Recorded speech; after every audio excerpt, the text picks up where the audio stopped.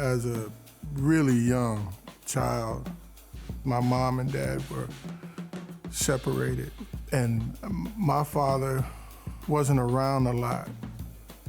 My dad, he would come to the house drunk with his friends and bet his friends that I could draw anything. And they'd wake me up in the middle of the night to do this. I felt like he was proud of me for something.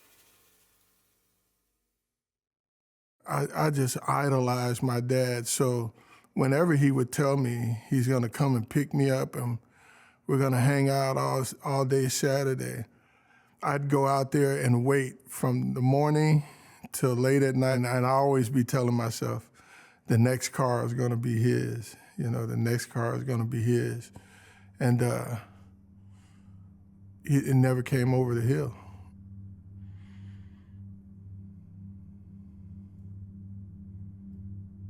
It was hard.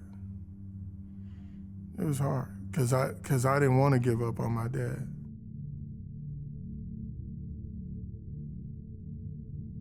When I found out I was going to be a dad, and going through my heart is, actually I always wanted to be a dad, because I wanted to be the father that I dreamed of having, actually.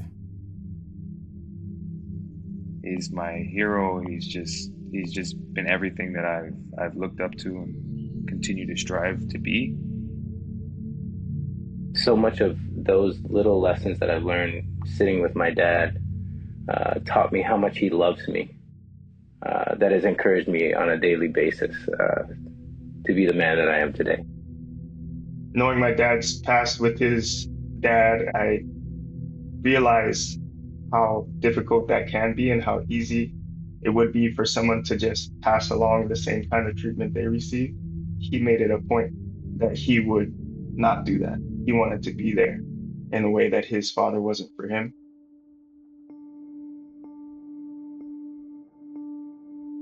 When I became a teenager, my feelings manifested into anger.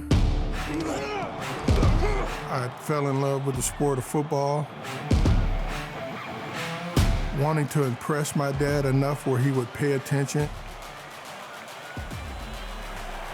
He still never came to any of my games.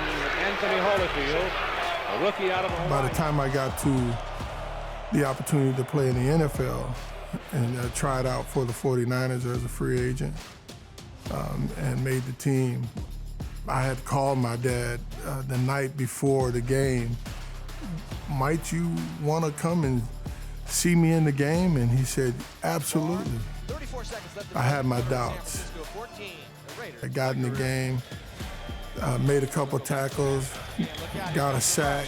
Anthony Holyfield making the tackle for the 49ers. And all I could think was, man, I hope he's here, because I'm having a pretty good game.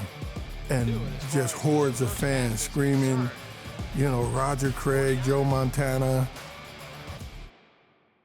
And through all these voices, I heard one voice say, Anthony, you know your father's voice.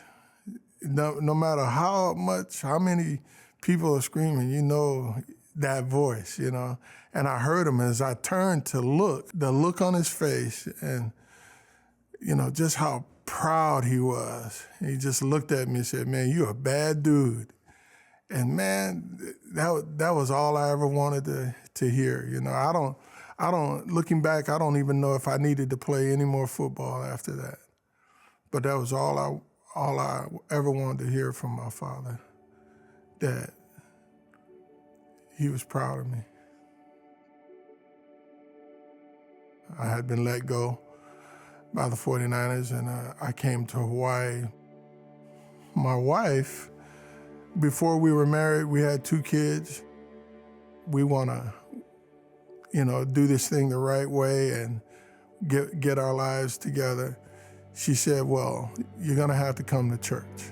After all the excuses and weekends that I would turn her down, and in the last minute, make excuses why I couldn't go, I finally go. I gave my life to the Lord that night. I had a want and need that no person can fit that void. And when I realized that It was a void that even my father couldn't fill. That was the turning point for me. God filled that void.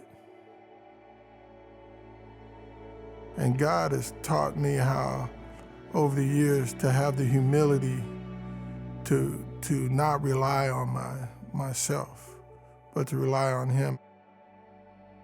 I see it daily, even to this day. My dad will constantly make choices to not just be a better man, a better father, but a better representation of Christ. This is what I'm drawing right now. Is I'm remembering my father's last days I spent with him in the hospital battling cancer. To me, the most important days of time together as father and son. I was fortunate enough to lead him to the Lord. Healing in terms of my and his relationship complete. I went for so long thinking that I want to be the father that my father never was. But the more I thought about it, the more I thought, you know what? I need to be the father that God wants me to be. We get to experience his true, genuine inside self, which is this big, loving man who cares about people. We want to be living, breathing examples of Jesus. I think, the best I can think of is my father. I pray that from now on, the inheritance that's left behind is that the fathers will take their rightful place in the Holyfield families from now on, from generation to generation. I'm most grateful for that God will take me, who by the world standard was a throwaway, and gave me the opportunity to make a difference in people's lives. That if God could change somebody like me, wow, he could do it to anybody.